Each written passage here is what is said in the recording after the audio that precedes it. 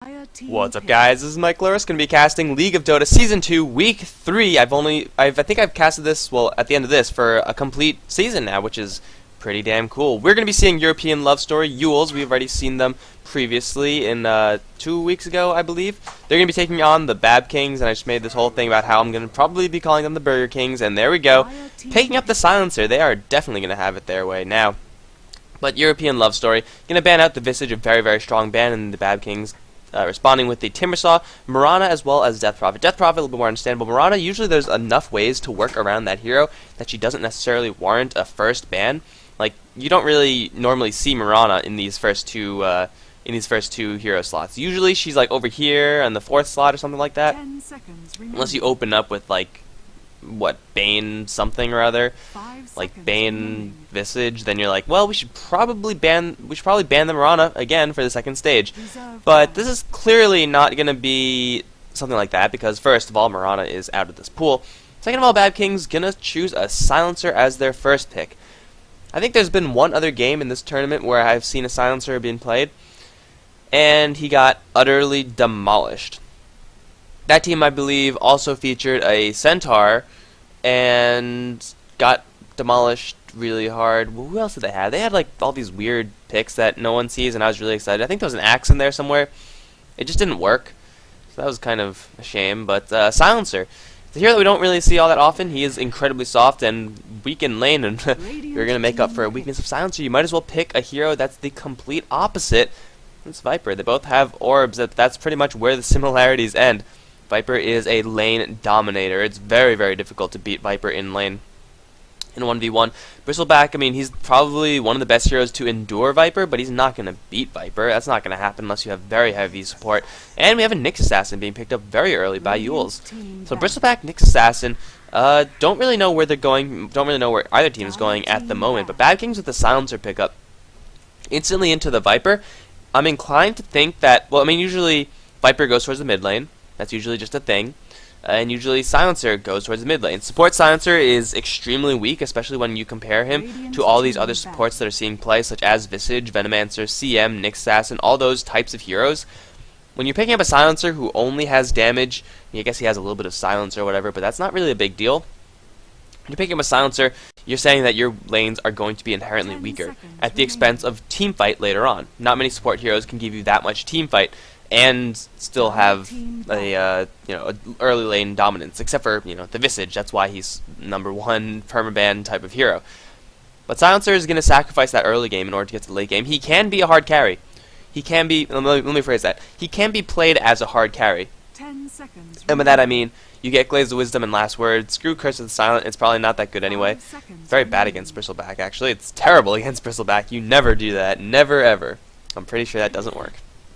But we also have Abaddon, Slark, Queen of Pain, as well as Venomancer. So just a whole slew of annoying heroes, I think. Just Abaddon, Slark. I think Slark is probably a little bit redundant, but Abaddon definitely a very infuriating hero to play against. Very defensive hero along with the Silencer. So European love story, eliminating the potential of Babkings, just chilling and extending the game out as long as possible.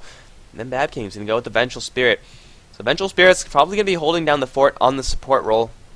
If Silencer is at the support also, he could contribute a little bit of damage, but that's about it. There are supports that can contribute the same amount of damage plus crowd control in some way, such as Visage, because Visage is OP. Someone nerf Visage, please. Just nerf him to the ground. It's not fun to watch. Actually, it kind of is fun to watch, but his nuke isn't fun to watch. That's boring. So Vengeful Spirit is going to be the support pick of choice from the Babkings. If they lane the Silencer as a primary farmer, he's going to be punished so very hard, because Silencer excels when he could stay in the back end, well, similar to Viper, when they stay at the back end, firing off their stuff, not having a care in the world. And do you know who's really, really good at countering that? Nyx Assassin. Do you know who else is really good at countering that? Bristleback. They could just run at the Silencer, and then he's panicking, and he'll have a swap to get him out. That's something, I guess, but it's definitely not. It's definitely going to be questionable as to whether or not that's enough. Because Bristleback, his ability to close distances is going to make Silencer very, very claustrophobic. Euls going to solidify their support cast, Nyx Assassin, as well as Crystal Maiden. I don't think Nyx Assassin is going to be going towards a solo lane role, although we have seen that from some team. What team was? I don't remember what team it was. They had a Nyx Assassin on the off lane. It worked pretty well. he got his levels up eventually. I also think Navi did it. I saw Funnick do it once recently. But Crystal Maiden might be pushed into a more aura-heavy build, depending on how much pressure the Babkings decide to put on, and depending on how much they need. Euls need the Crystal Maiden spells in order to either be aggressive or to have that nuke as a response to aggression from the Babkings. Going for aura in this particular game would probably be really, really good. I mean, of course, they still have 2 more heroes, but going for Bristleback with unlimited mana is pretty sweet. Assassin is the same deal. He needs a lot more mana, like in bigger chunks, so it's not as noticeable. But it'll still be pretty good. And now Babkings going to go for a Magnus, actually. So I am inclined to think that now Silencer is going to be a support pick, and Babkings going to go pretty deep into this whole team fight thing that they're trying to build on here. Magnus in the mid lane, Viper probably on side, and then we have Silencer and Vengeful Spirit doing some supporty things. And instantly Euls can respond with this Tinker. I think I've seen them do this before. I think this was them. I definitely think I've seen Euls' Tinker in the last game I casted from them, and it just was a giant brick wall to the enemy team. Admittedly, the pushing from Babkings this game isn't that high. It's not really something that they have to worry about. It's not going to be a giant threat. So, as far as anti-push goes, Tinker isn't really going to be doing double duty. He's going to be doing the regular amount of Tinker things. Of course, he'll be doing the pushing things as well, but they done. Okay, well they skipped a ban. Okay, that is a show of extreme confidence, saying, "Yo, we don't need to ban out a 5th hero. Pick anything you want. Pick anything you want, and we'll handle it." And what do Euls need right now? They need a carry hero. They got Tinker in the mid lane, that's CM and Nyx doing that support roaming, which they could do a lot more efficiently than Vengeful Spirit Silencer, just because Silencer as a roamer is pretty dead. And Gyrocopter's the last ban out. So Babking's going to look for a offlane, I think. Well, I mean, if you're looking for offlane, gotta mention Clockwork, right? It just has to happen. They would like the initiation as well. Creating all that space would make life very difficult for the Bristleback as well as Nick Assassin, or maybe not very difficult, maybe a little bit more difficult, but a PA is going to be the pick instead. Okay, they got Mag, PA, Viper as a tri-core lineup. I think we might be seeing aggro. PA as in an aggro lineup isn't that great, though. Silencer with Curse of the Silence is actually really good versus aggressive tri-lanes when he is playing that passive chipping role. Once Crystal Maiden, Nick Assassin, and European Love Story's final hero decide that, okay, enough's enough, we're going to start killing people. Phantom Lancer, wow, okay. Then they can just kill Silencer. But this is very interesting. A couple of carry heroes that we don't see every day. And, well, Phantom Lancer versus PA. PA might want to get a Battle Fury, because Phantom Lancer is very sad once his illusions get hit by a coup de grace. But until then, Phantom Lancer, it's been quite a long time since I've seen a Lancer. His stat growth is still really, really high, but I think he's just too soft and too vulnerable. But, of course, that doesn't really apply in this particular game. Too soft and too vulnerable usually implies, well, he can't withstand a gank from a Visage with Dust. He can't withstand a roaming party of Crystal Maiden Venomancer. And that's all true. But, there's not really that much roaming on the other end. Like, he could definitely withstand Vengeful Spirit Silencer. That's not that bad. And PA as well, add her damage to the mix, which early on isn't exactly the most stellar thing in the world. And you have a semi-viable opportunity to pick up this Phantom Lancer. Not only that, but he'll definitely benefit a lot if CM goes for her aura. And I think with the Tinker pickup, I think with the PL pickup, Sylvos on the Crystal Maiden is definitely going to be looking towards that aura.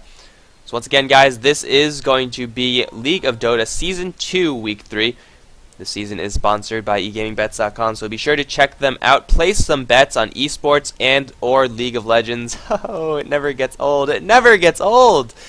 And then, yeah, be sure to support them because they support the tournament. Without them, there probably will not be a tournament. And then I have to do something else on my Saturday. I guess it's technically afternoon. And that would require me to actually look for things, and that sounds like work. So we're not going to be doing that. We're going to be thanking the sponsors instead. We have on the Radiant side, it's Euls. Eunice is going to be playing the Phantom Lancer along with Sylvos, the Crystal Maiden. Holy regeneration, Batman. Why does the CM have all the regen? What's going on? Usually we see the mid lane hero with the regen, but what the hell? He does have regen. Okay, McGraw's on the mid lane Tinker. Terror-Tent is going to be on the Nyx Assassin, also supporting, and we have Teddy as the last hero. how many tangos did they buy? 4, 5, 6, 7, 8, 9, 10, 11, 12, 13, 14, 15, 16, 17, 21. That's a lot of fucking tangos, man. Okay, on the Babkings side, we have 201.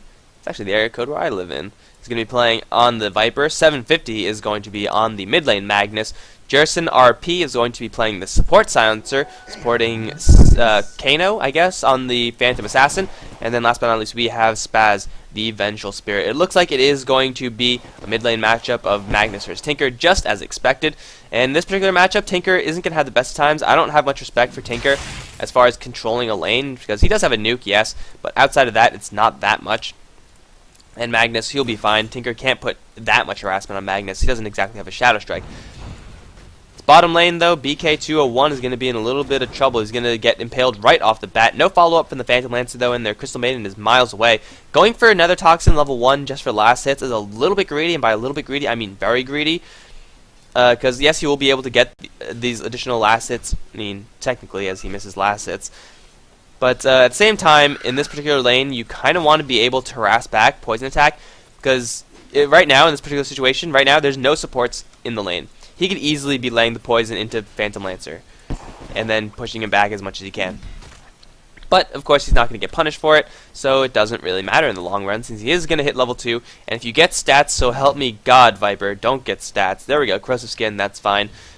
Playing a little bit defensively against a Crystal Maiden in the jungle with a Nyx Assassin to support where you have guaranteed setup stun, that's definitely a thing. So going for a lot of Corrosive Skin in this Viper, should be playing very defensively, and if he does, he will be rewarded, I think. Taking a quick look at this top lane, we have Teddy on the top lane. Bristleback is going to be relatively fearless versus this lane. You only have to worry about the magic missile, like, again, Jerson RP, although he is going for Why are you going for Curse of the Silent Man? Like, it's 35 mana in exchange for 75 mana. Actually, that's not too terrible. But still, you could just get rid of it unless you stun him and then curse him, and then it's like, it still doesn't actually do anything, so that's a thing. But the Bristleback isn't really going to be too worried about this lane. You can see he's playing a lot more aggressively. Viper, level 2, almost 3. Bristleback already level 3, so kind of to be expected. Bristleback is going to have a lot easier time versus his lane than the Viper is. Though Bristleback right now is up against 3 heroes, whereas the Viper only up against 2. Crystal Maiden just doing the full-on Crystal Maiden jungle for now. Eventually she's going to rotate out, but she doesn't even have a point in Crystal Nova.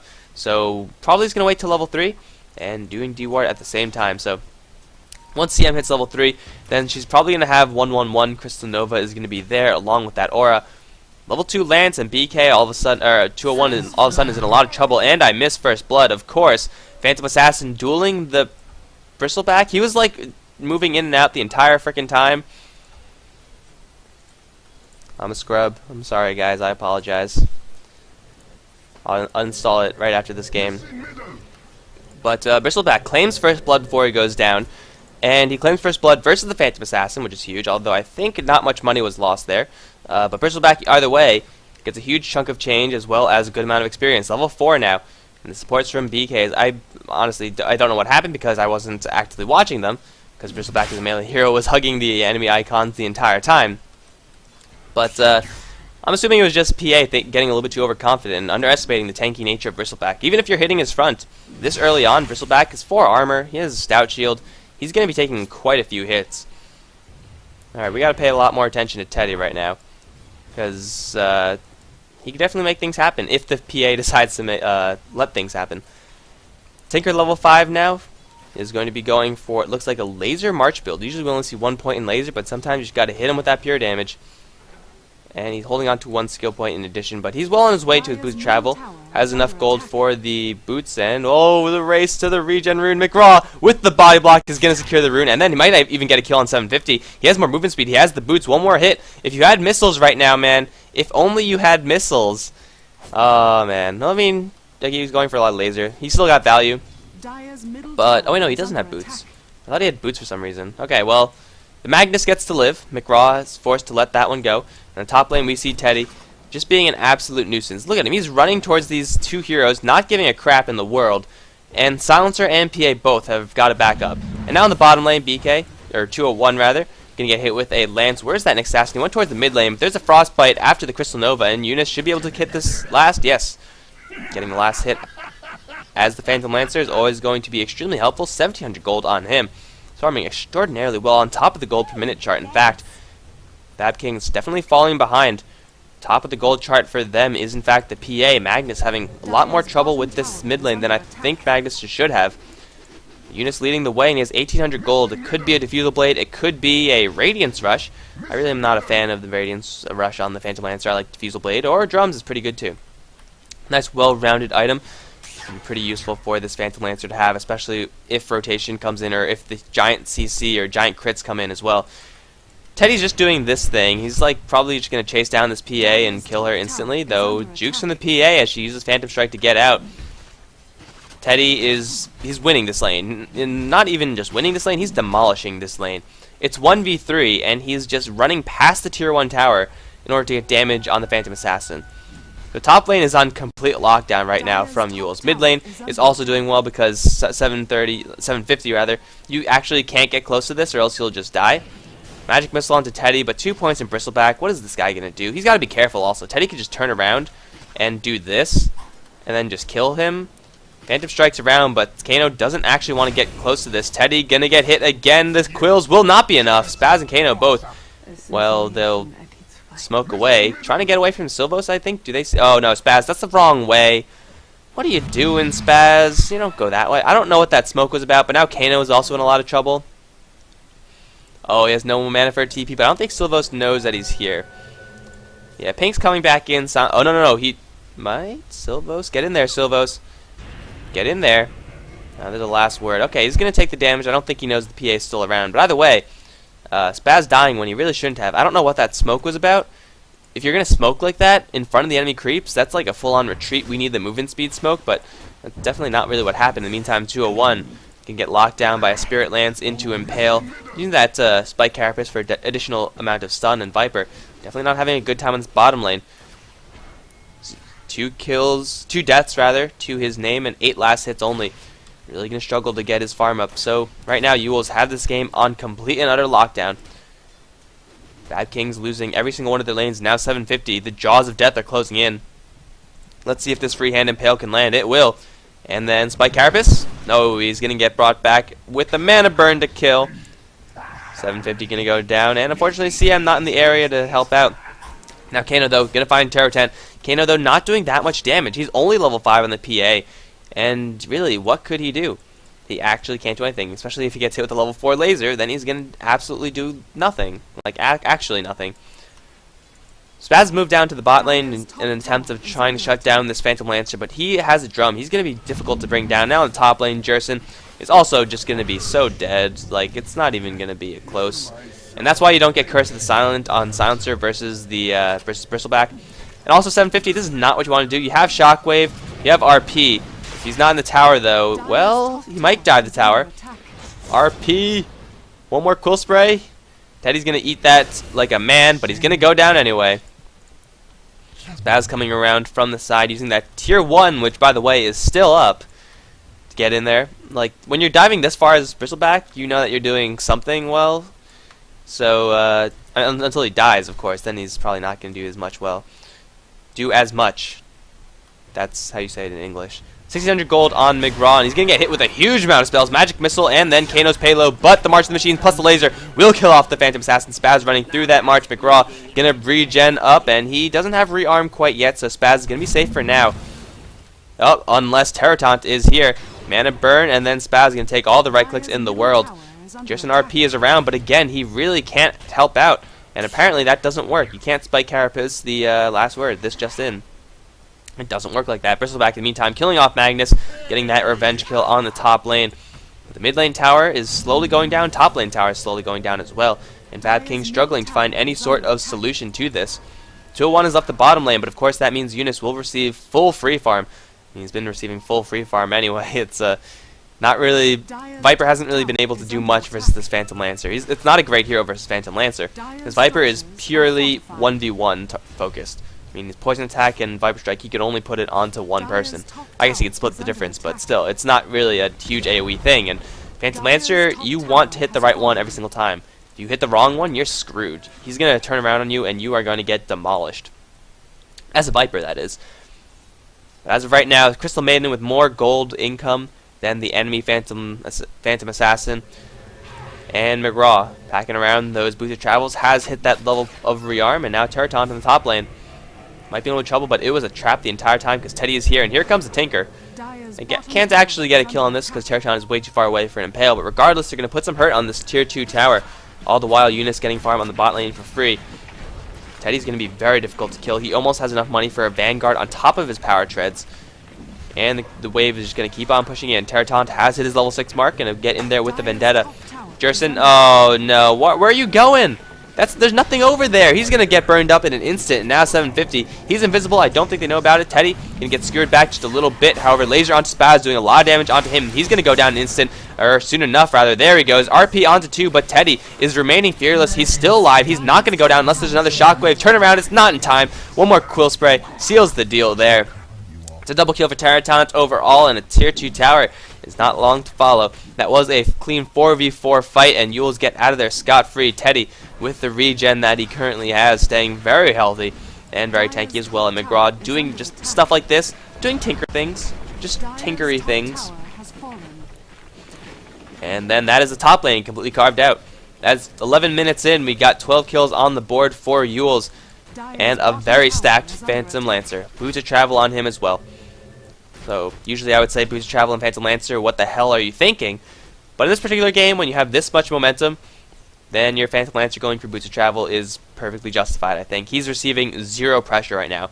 You can pop out with a heart or a butterfly or something like that, but I think just getting in there with the Boots of Travel and having a level 4 Lance be just as valuable, if not more so. And he could do stuff like this. Just hit him.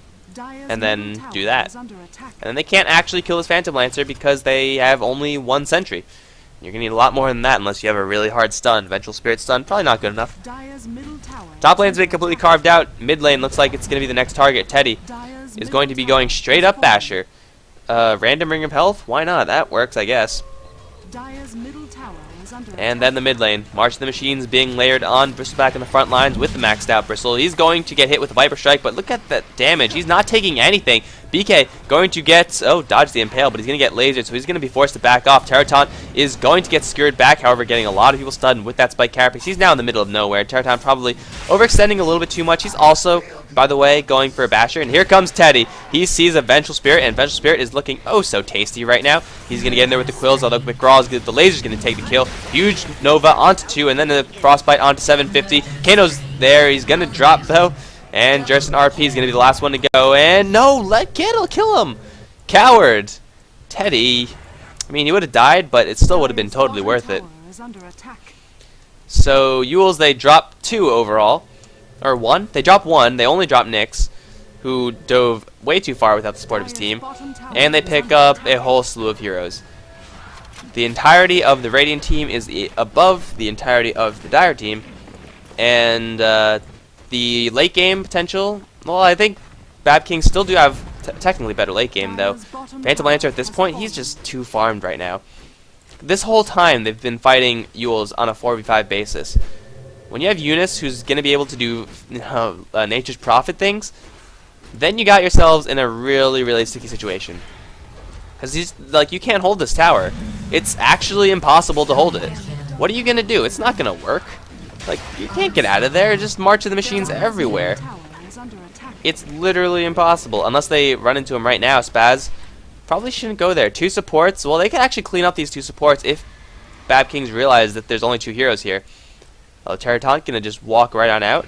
Doesn't have a spike carapace. He's gonna get swapped back into the clutches of Viper. Viper Strike not gonna be there. Cancelled off by the carapace. Now Silvos. He wants in on Spaz. He's gonna channel that freezing field, and Spaz is gonna get burned down. He's the poison though. He's gonna kill off Silvos. RIP Crystal Maiden. Nothing you can do about that. But here comes the cavalry. Here comes Teddy with the Basher. Watch your heads, fools, because Bristleback is gonna retreat. But Eunice is still on this top lane, putting hurt on the tier 3 tower, and someone has to always be dealing with this Phantom Lancer. And the scary thing is that the Phantom Lancer isn't even at his peak, nowhere near his peak actually. He's going to only get stronger from here on out, and BKs, they already can't deal with him. And that is a terrifying thought. If Phantom Lancer just left this game, if there was a random disconnect, then I think BKs are still in trouble. That's how far ahead Euls are right now. Because I could pull up these graphs and show you a 20,000 gold advantage, 15,000 experience. Or you could just have Tinker jumping in for laser Dagon, instant killing, and yeah. I could have looked at the kill on the mid lane, but I was too flabbergasted by what's going on with Sylvos. Let me just follow Sylvos around for a little bit so you can figure out what's going on. Take a quick tally of those, actually. It's important that we know how many there are. 1, 2, 3. Only 3? I thought it was more. Well, Spaz is dead right now, so RIP Spaz. Phantom Lancer, he almost has enough money for his. And GG has been called. Babkings getting stomped at literally every single lane, and they just had no response. I think at a certain point it was their draft. I feel like if they had a silencer, if they played super aggressively versus the Bristleback, they could have gotten a lot of things done. If you let the Bristleback run free, he will run all over you. Mid lane Mag also not going that well versus the mid lane Tinker. So that's going to be it, guys. Round number 1 has concluded for now. We're going to move on to see if we can catch a round number 2 match. We already have a couple of requests, so we'll see what we can do there. GG.